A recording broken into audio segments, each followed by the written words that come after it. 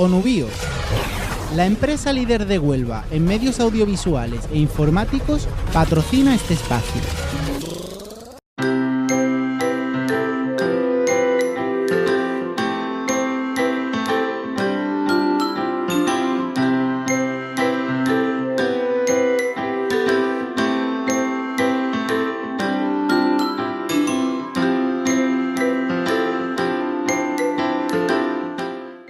Bueno, van a dar comienzo las comunicaciones y en primer lugar se va a presentar la comunicación de Ángeles Balsés, Eduard Vaquero, Aida Urrea y Alicia Navajas, titulada Caminar en familia, programa de competencias parentales durante el acogimiento y la reunificación familiar. Bueno, buenas tardes. Es que estamos tan en familia que no sé qué hago aquí. Quiero decir, tan lejos. Bueno, en primer lugar, felicitaros a los organizadores, muy especialmente a Dora, que cuando se organizan cosas de este estilo siempre es mucho trabajo, mucho más de lo que parece, que cuando llegas aquí, ¿no? Parece que esté todo hecho, pero hay siempre mucho trabajo detrás. Y nada, vamos a intentar ser breves. En todo caso, deciros que el grupo de investigación al que pertenecemos los tres, y más personas que están aquí en la sala, es un grupo de investigación que justo nos dedicamos a todo lo que es el trabajo sobre la intervención socioeducativa con infancia y juventud en situación de vulnerabilidad.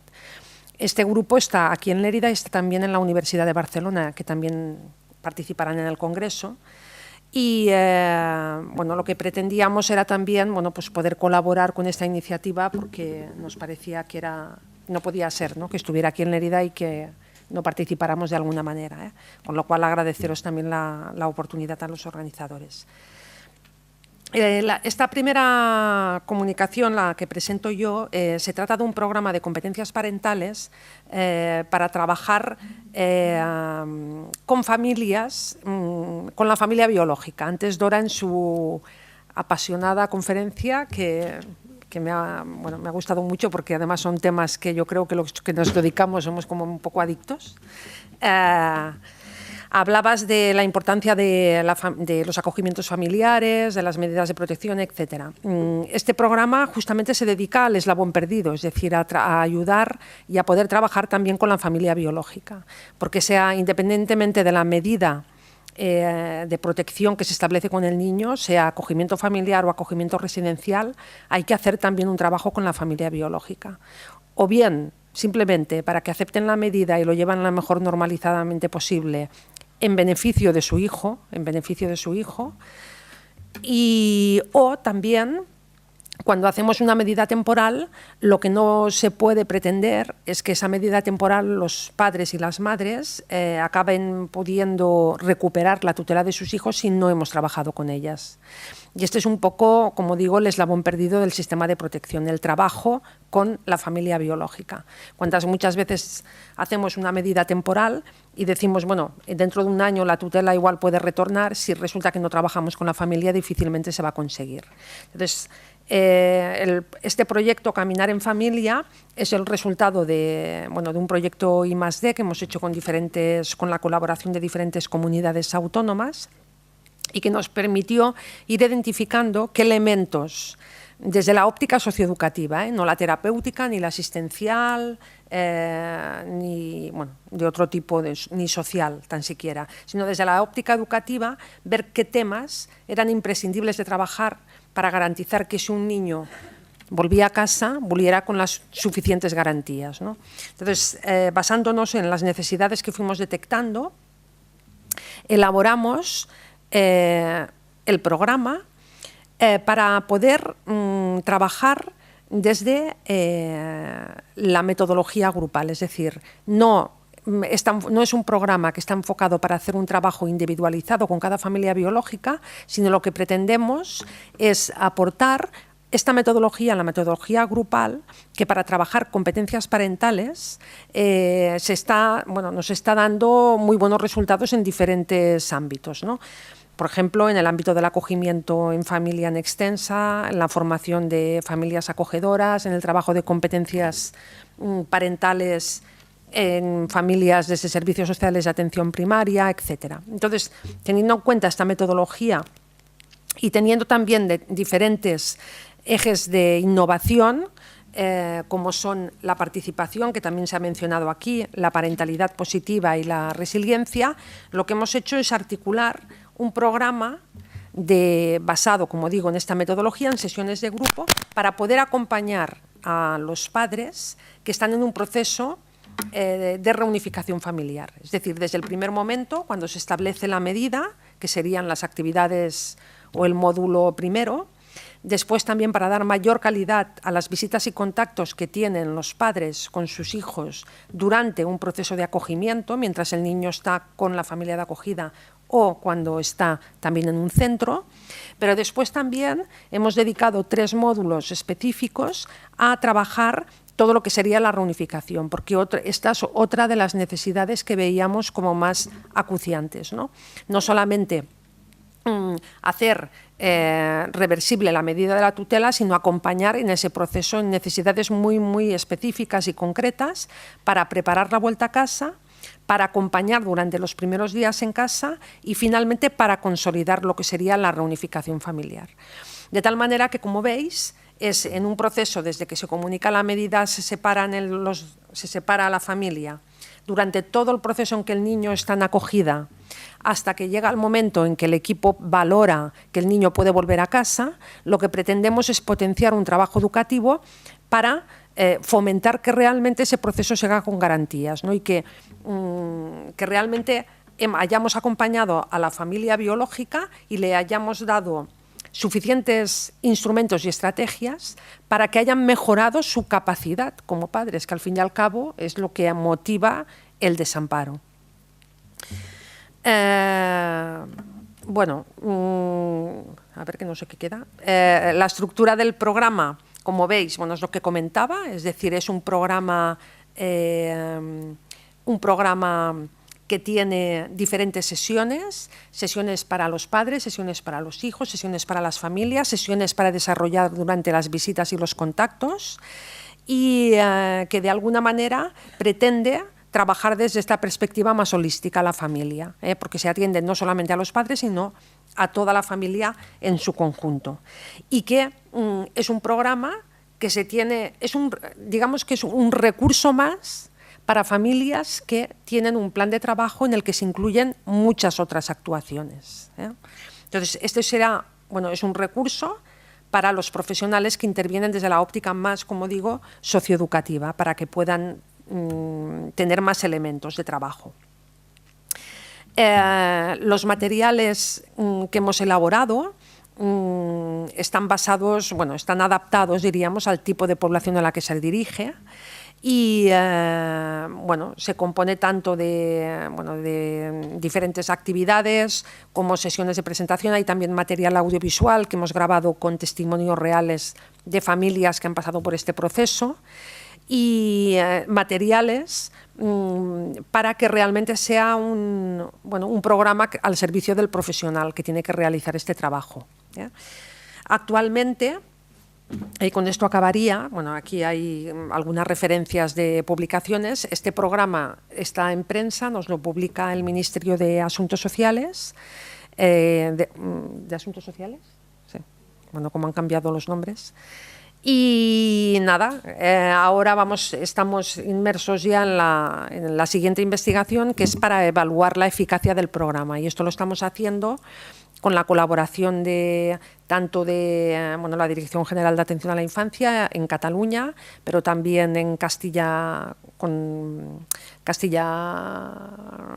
Mancha, sí, Galicia, Baleares, Cantabria y Portugal, que son las comunidades que, de la mano con los profesionales, están colaborando con nosotros para evaluar la eficacia. Y ya está. Después, si queréis preguntar alguna cosa, pero como tenéis los materiales, quedo a vuestra disposición. En segundo lugar, presenta la comunicación AIDA, titulada La promoción de la infancia en contexto de vulnerabilidad. Programa CREC, Crece, Responsabilízate y Crea. Bien, un poco para también para continuar esta parte más educativa, ¿no? de las intervenciones dentro del Congreso. Mi presentación se basa o pretende presentar un programa sobre la promoción de la infancia en contextos de vulnerabilidad, que es un programa que hemos desarrollado a partir de un análisis de necesidades y que lo que pretende es aplicar el enfoque de derechos para la promoción de los derechos del niño dirigido a adolescentes entre 12 y 16 años. Bueno, quería también resaltar, sobre todo antes de empezar con la exposición, un poco el apoyo de UNICEF a la hora de desarrollar este estudio, y que también esta investigación está en el marco del grupo GRISIC. ¿Por qué la Convención de los Derechos del Niño, que existe desde 1989, pero es una convención que nos dio la visión y la evidencia de la necesidad de mejorar en el cumplimiento de los derechos de los niños? Desde 1989 se han hecho bastantes políticas y programas desde las instituciones privadas para mejorar la calidad de vida de los niños, y también para mejorar la participación de los niños en las cuestiones que les afectan, pero también hay autores que apuntan que es la necesidad de que este conocimiento también sea un conocimiento real por parte de sus protagonistas, de los protagonistas de los derechos de los mismos niños. Y por eso mismo, bueno, estos autores como Ferran Casas, como Manfred Liebel o como Jerison Lanson comentan y evidencian que el conocer los derechos es importante como medida de autoprotección. Como medida de autoprotección, porque el conocer los derechos por parte de estos mismos niños previene situaciones de adversidad, como puede ser la negligencia o situaciones de abuso. Pero además, el hecho de conocer sus responsabilidades ante estos derechos también hace y ayuda a la autorregulación de estos mismos niños o adolescentes en caso de mejorar la convivencia y la interacción con las otras personas, sean los mismos niños o sean personas adultas. Entonces, encontramos, ¿no?, como que la Convención de los Derechos del Niño es un buen instrumento de promoción de la infancia y de protección de esta misma. Entonces, el que nos planteábamos era elaborar un programa para el conocimiento de los derechos de la infancia entre los adolescentes, y para hacerlo primero, y de acuerdo con la Convención, creíamos que era importante conocer qué sabían estos mismos niños de los derechos y darles su parte de participación. Entonces, identificamos necesidades a partir de un cuestionario de dilemas morales, donde recogimos datos tanto cuantitativos como cualitativos, con una muestra, o con más que muestra, que en mi caso no me gusta hablar de muestras, sino de participantes, un poco como lo que comentaba antes Antonio, de no hablar de usuarios, sino de personas o individuos, pues en este caso igual, ¿no?, de participantes. Preguntamos a 2.263 niños y adolescentes, y en este caso nos encontramos necesidades de tres tipos, tanto cognitivas, comportamentales y actitudinales, en relación a los derechos de la infancia.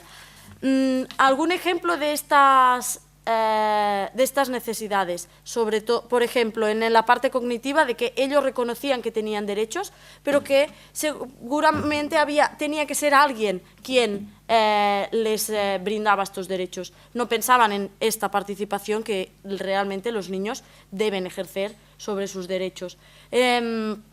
En la parte comportamental, pues veíamos la falta de estrategias de cara a la participación y la autonomía de estos niños. Y en la dimensión actitudinal, el mismo, el valor del individualismo y de no pensar en los demás como ellos mismos como parte de la ciudadanía.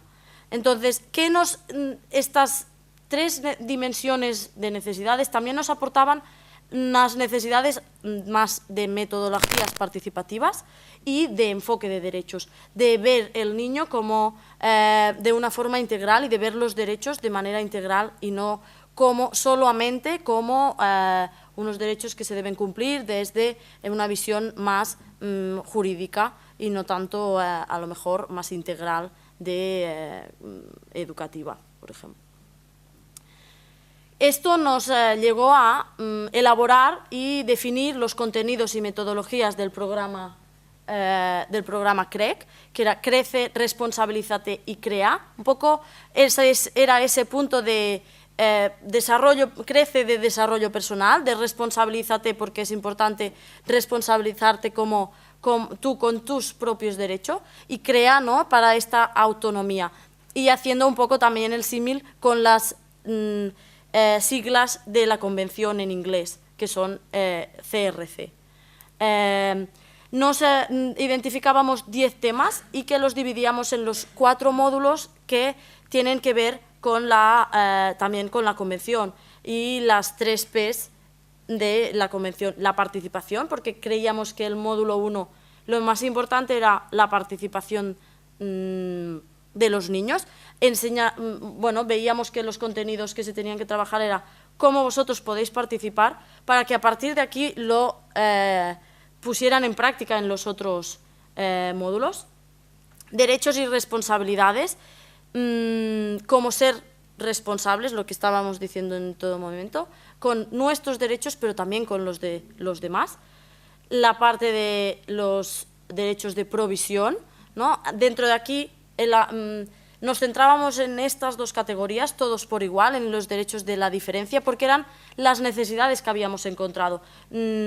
Costaba mucho, veíamos la falta de conocimiento de que todos los niños y adolescentes tienen los mismos derechos, sean niños, sean niñas, tengan una discapacidad o no, o sean extranjeros o no, por ejemplo. Y sobre todo también la parte de en el título Caminar acompañados, queríamos ver la importancia de los padres, pero como guías en nuestro aprendizaje y evolución. Y por último, el módulo de protección, donde queríamos dar conocimientos sobre cómo protegernos y cómo desarrollar o participar de nuestro espacio propio.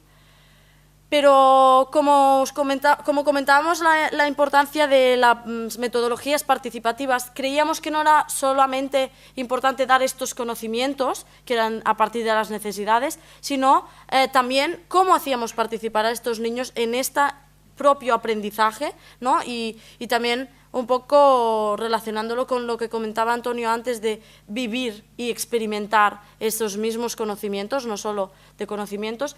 Partimos de un programa con 2 tipos de sesiones. Las sesiones de aprendizaje grupal, donde elaborábamos y trabajábamos todos estos contenidos que hemos comentado anteriormente, pero al mismo tiempo trabajábamos con sesiones de aprendizaje-servicio, donde intercalábamos los aprendizajes y al mismo tiempo que ellos aprendían un contenido, lo tenían que aplicar a un producto que elaborarían o que elaboran al final de todo el percurso y todo el programa, que es un programa, es un producto de difusión de la convención, que los mismos alumnos o los mismos participantes elaboran para difundir con quien ellos quieran. Es decir, la primera sesión deciden qué producto elaboran, sea una página web, sea una charla, sea lo que ellos quieran, para después aplicarlo en la última sesión con estas personas, que pueden ser niños de un curso anterior al suyo, como pueden ser los abuelos de la residencia de ancianos que hay al lado del instituto. Y un poco darles esa oportunidad de participación de sus propios derechos y de su propio aprendizaje. Y la idea un poco, bueno, las conclusiones serían estas, ¿no? Que el aprendizaje grupal y las actividades, a partir del aprendizaje grupal, de las actividades participativas y de conocer, pero sobre todo de experimentar la CDN, les lleva a capacitar a estos niños como sujetos de derechos, como sujetos también de agentes activos de su propia comunidad. Y en el caso de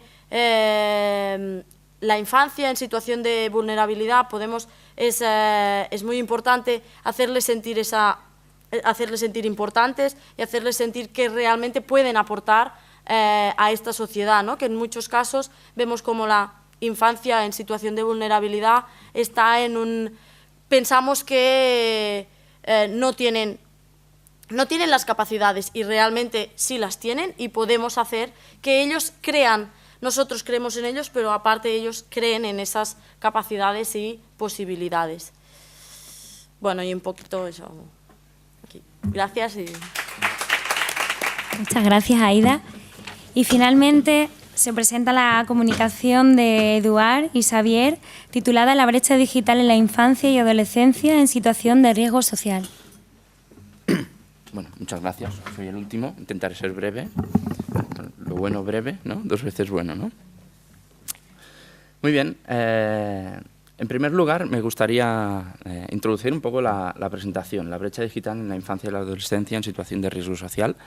Es la presentación de los resultados de la tesis doctoral, en la cual se incluyó o se enmarca en una de las líneas que el Observatorio de la Infancia y la Adolescencia de la ciudad de Lleida viene recomendando en sus 3 informes que ha realizado, uno de recientemente que saldrá publicado brevemente, en la cual dice que tienen que fomentarse los estudios en los cuales profundice en el conocimiento de las nuevas situaciones de riesgo para la infancia, ¿no? Esas situaciones vinculadas a todo lo que tiene que ver la tecnología y lo digital, ¿no? Por ejemplo, las situaciones que derivan en casos de ciberacoso o las situaciones que derivan en casos más graves, ¿no? Entonces, bueno, brevemente enmarcar en ese sentido la presentación.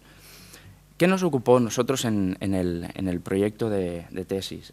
Nos ocupó analizar de forma comparativa la percepción, o mejor dicho, lo que dicen los expertos, la autopercepción, porque la competencia, si se entiende de alguna manera, es cuando se aplica, no cuando nos dicen en un test qué competente soy haciendo o no haciendo según qué cosas, pues el nivel de autopercepción individual de la competencia digital en 2 grupos de adolescentes, con lo cual es un estudio de carácter exploratorio que nos permitía ver y analizar la situación en la que se encontraban estos 2 grupos de adolescentes. Y veréis que el por qué lo hacíamos en 2 grupos de adolescentes, sí, más que nada porque la hipótesis que nos llevó a plantear tal objetivo era que percibíamos, al menos la poca bibliografía que había sobre el tema así nos lo indicaba, es que había una cierta brecha entre el nivel y los conocimientos y las habilidades y las actitudes que tenían los adolescentes en situación de vulnerabilidad respecto a otro colectivo de adolescentes que no estaban en situación de riesgo social, ¿no?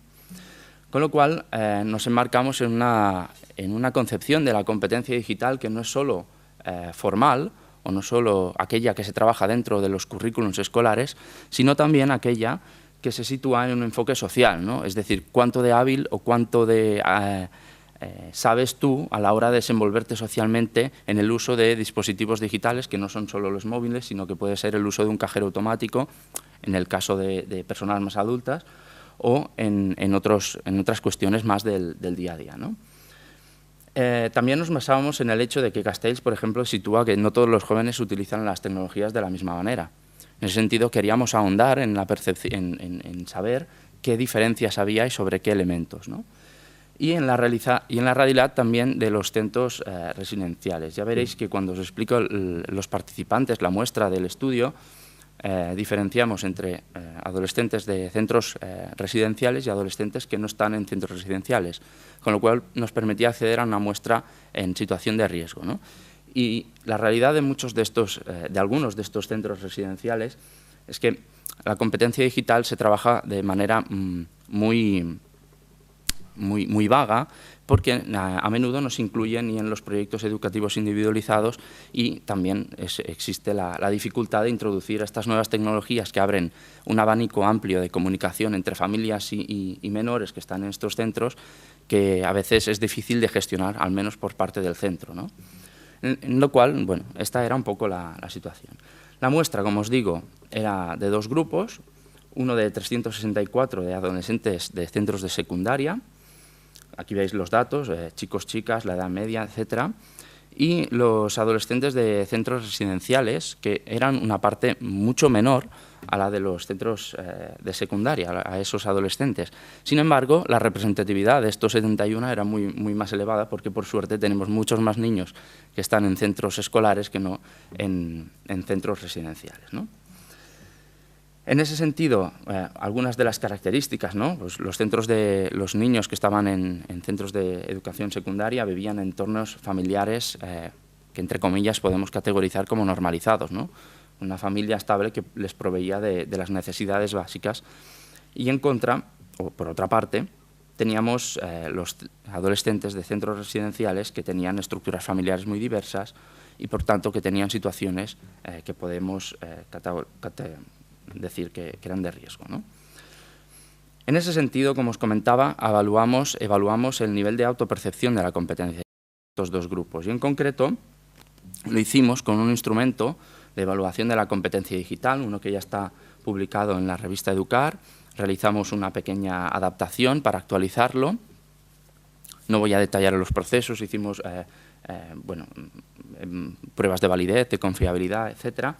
Pero lo que sí me gustaría destacar eran las dimensiones con las cuales este instrumento intentaba ahondar un poco, ¿no? Una era la cultura digital, qué nivel o qué niveles de competencia o qué actuaciones de la competencia digital realizaban en sus entornos sociales y en sus entornos, digásemos, más coloquiales, de grupo de iguales, etcétera, ¿no? En la segunda dimensión nos interesaba analizar qué uso de dispositivos digitales hacían, cualquiera, sea un ordenador, sea un móvil, sea un dispositivo MP3, sea lo que fuera, ¿no? Y en tercer lugar, aplicaciones multiplataforma. Esta palabrota que aparece aquí puesta se refiere a qué hábiles son con el manejo de un ordenador, de un procesador de textos, de un editor de Excel o de cualquier herramienta que a través de un ordenador o cualquier aplicación móvil pues utilizaran, ¿no? Intentamos recoger las más genéricas, porque si bien es cierto que en los últimos años ha habido una explosión, sobre todo a nivel de aplicaciones móviles, ¿no? En ese sentido. Y por último, en la dimensión 4 hacía referencia a todo aquello que recoge las habilidades informativas, cuánto de hábil eres o se es a nivel de buscar información, cercionar su veracidad, analizar diferentes fuentes de información, así como herramientas de comunicación tanto síncronas como asíncronas, es decir, herramientas donde el intercambio de información es a tiempo real o herramientas donde el intercambio de información y de comunicación hay un lag de tiempo, un espacio de tiempo mucho más elevado, como el correo electrónico, ¿no? En ese sentido aplicamos la TED-Student, un estadístico conocido, haciendo también análisis paramétricos y no paramétricos para la idoneidad, ¿no? de este estadístico. El análisis por dimensiones a nivel muy general, no me quiero extender tanto en los resultados, sino en la parte final de conclusiones, ¿no? Veis que hay una diferencia entre los adolescentes de centros de secundaria y, por tanto, que no están en situación de riesgo, y aquellos adolescentes que sí, que están en centros residenciales y que ya ven agravada su situación con esta menor o autopercepción de su propia competencia digital, ¿no? Con lo cual, bueno, se percibe ya una pequeña brecha. Aquí lo que he hecho son unos gráficos para que podáis ver la separación, ¿eh? Entre ellos. Las líneas no son representativas, sino más guías. Pero como veis, por ejemplo, en aspectos de seguridad, hoy precisamente da la casualidad que es el Día Internacional sobre Internet más segura, y veis que hay una diferencia significativa en aspectos de seguridad. Valoran que sus habilidades digitales, por lo que respecta a aquellas competencias que te hacen ser más seguro a la red a la hora de no compartir ciertas informaciones, a la hora de desarrollarse en estos entornos, pues hay una cierta diferencia, ¿no? En cuanto a dispositivos digitales, abajo están enunciadas, pero os las repaso para que se entienda, ¿no? Dispositivos de almacenamiento, de telefonía, televisión, consolas, dispositivos de conexión que permiten la conexión a ciertas redes, cámaras, reproductores. Veis que tanto los adolescentes que están en centros residenciales y los que viven con sus familias, hay también esa diferencia en, reitero, su nivel de autopercepción. Tendríamos que analizar después si eso realmente se da así o es verdad o no, ¿eh? Pero bueno, nos dedicamos a hacer el estudio exploratorio que comentaba. A nivel de aplicaciones multiplataforma, lo mismo, ¿no? Incluso es bastante significativo que editores de texto y hojas de cálculo que se trabajan en centros escolares, pues haya también esa diferencia, ¿eh?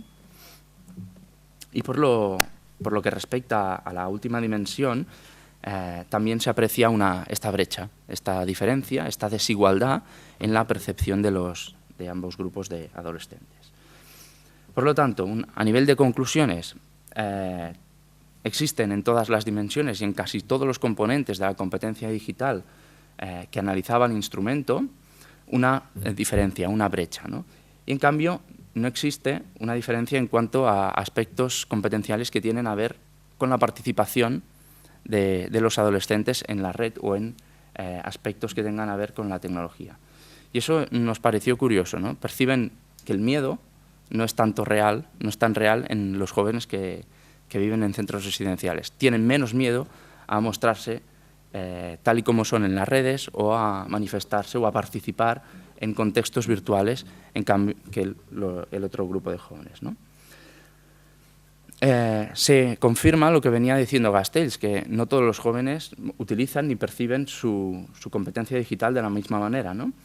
Con lo cual hay también una diferencia entre la concepción social de la competencia, de la misma competencia, y la concepción más académica, es decir, los contenidos que se trabajan en la escuela con los contenidos que realmente se utilizan y se trabajan en entornos sociales donde estos adolescentes se desarrollan, ¿no?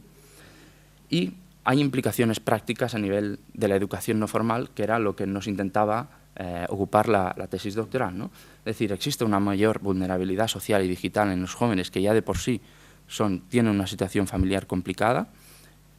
Existe una brecha digital dentro de este mismo colectivo de adolescentes, no había diferencias ni en edad ni en género representativas, y por lo tanto apuntamos a la necesidad de mejorar la alfabetización digital, tanto aquella que atiende y atañe concretamente a los grupos de adolescentes, sea uno u otro, como a los niveles de alfabetización digital que se deben fomentar desde los centros escolares como desde los centros residenciales, ¿no? Estos resultados, junto con el análisis bibliográfico, nos llevó, y lo digo a corte de ejemplo, a determinar algunos factores de riesgo de exclusión digital y factores de protección de exclusión digital, ¿no? Entre ellos me gustaría destacar uno que está especialmente en debate hoy en día, que es esta atención o desatención que algunas familias tienen hacia las habilidades digitales o a las responsabilidades digitales que atienden a sus hijos, ¿no? Es decir, se acostumbra a dejar el móvil a sus hijos sin una supervisión detrás, o al menos un control o una cierta supervisión, no digo restrictiva, sino orientativa del mismo uso de dispositivo, ¿no? A menudo se utiliza el ejemplo, es que como darle las llaves de un Ferrari a un crío de 9 años y que salga a pilotar sin carnet de conducir ni nada, ¿no? Con lo cual, bueno, era uno de los factores, ¿no? Y factores de protección, pues lo que decía, ¿no? Que haya atención a estas necesidades desde los centros residenciales, desde los servicios de protección a la infancia, pero también desde las escuelas, ¿no? En resumen, era esto. Gracias por vuestra atención.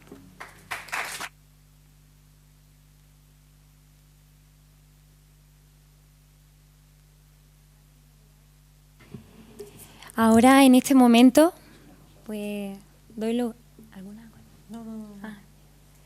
En este momento pues doy paso si tenéis alguna pregunta, alguna reflexión que hacerles a los comunicantes.